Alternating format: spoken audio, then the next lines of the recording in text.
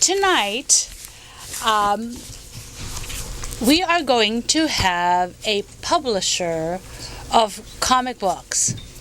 Now, if you've heard the term shaname, you will probably think for those people who are exposed to Persian Iranian culture, that would be Shah means king or great. Shahnameh means the Book of Kings.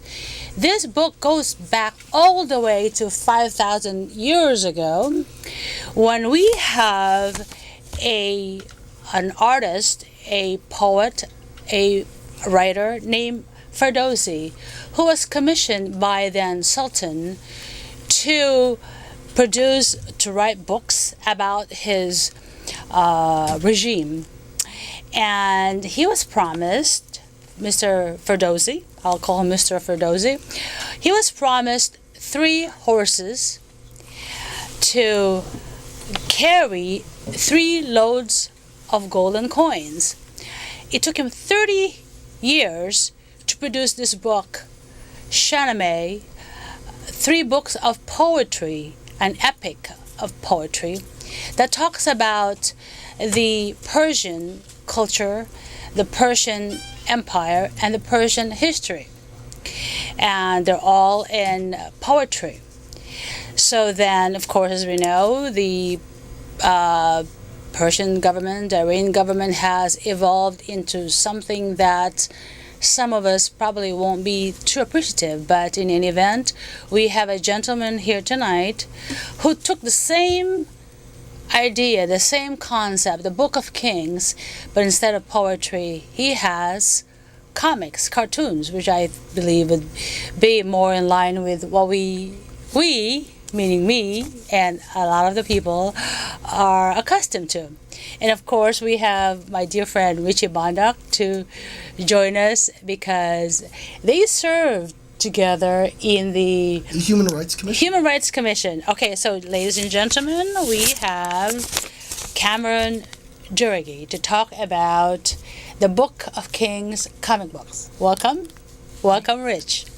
Thank you. Thank you. Thank you very much. So tell us about these books that you have and what got you going with it. And obviously, it's entertainment, but it's also educational. Sure. Well, basically what happened is that myself, my brother, and an old friend of ours, we, in our day jobs, we were working on a comic book actually targeting the Asian American communities in the United States in an anti-smoking campaign. Okay. And so we designed a series of comic books which had circulations of in excess of 1 million copies. And the messaging to Asian American teens was an anti-smoking message. Okay. And as we built these comics and had enjoyed some success with that, we started thinking, hey, this is a lot of fun doing this. What if we did something like this that would highlight our own culture? The three of us, all 3 of us are half Iranian, half American. And even though my brother was born in the States, I was born in Iran. And we had grown up in Iran reading American comic books. And were very interested in Thor and Spider-Man and Superman. Oh, I love those too. And Tintin, exactly. But we also, growing up, since we were living in Western Asia, we were also exposed to manga comics that came from Japan. We were exposed to European comics. So we had a very much more global view of comic King books. of Persia, the movie, that's based on a comic book, right? Yes, The Prince of Persia, Prince of Persia, is actually based on a video game.